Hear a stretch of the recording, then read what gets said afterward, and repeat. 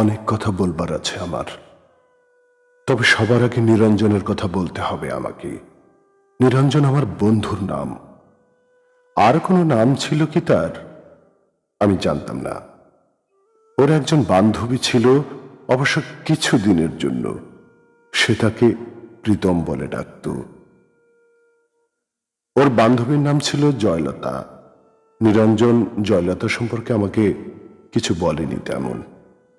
জয়লতাকে কখনো কোনো চিঠি লিখেছিল কিনা সে কথাও আমাকে সে বলেনি। তবে জয়লতার চিঠি আমি দেখেছি। একটা চিঠি ছিল এরকম: প্রীতম, সময় গড়িয়ে যাচ্ছে।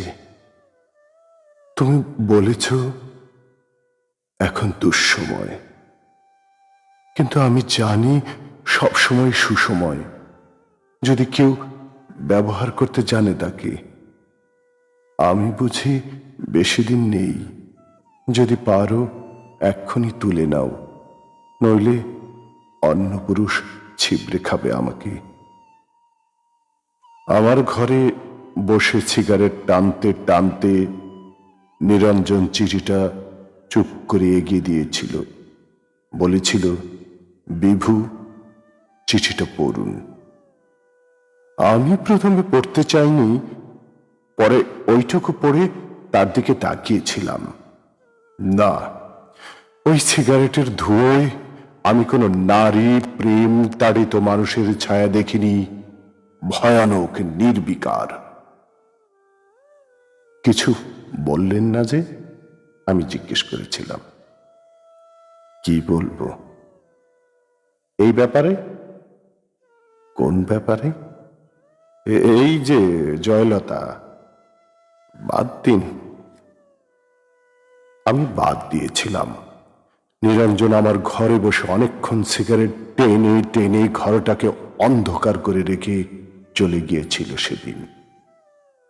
জয়লতার সঙ্গে অন্য পুরুষের বিয়ে হয়েছিল।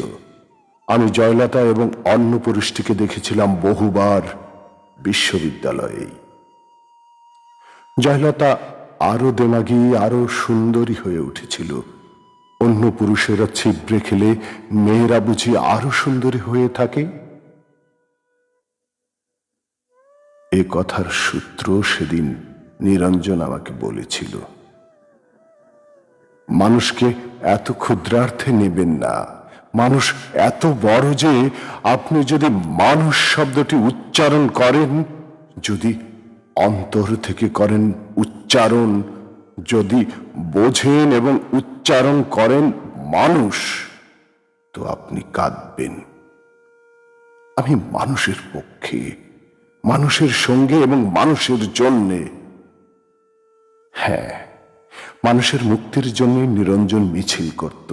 আমি শুনেছি নিরঞ্জন বলছে, তুমি দুষ্কৃতি মারো, বাঙালি মারো, হিন্দু মুসলমান মারো, গেরিলা তামিল মারো, এভাবে যেখানে যাকে মারো না কেন ইতিহাস লিখবে যে এত মানুষ মরেছে, যে বড়ই করুণ এবং বড়ই দুঃখজনক।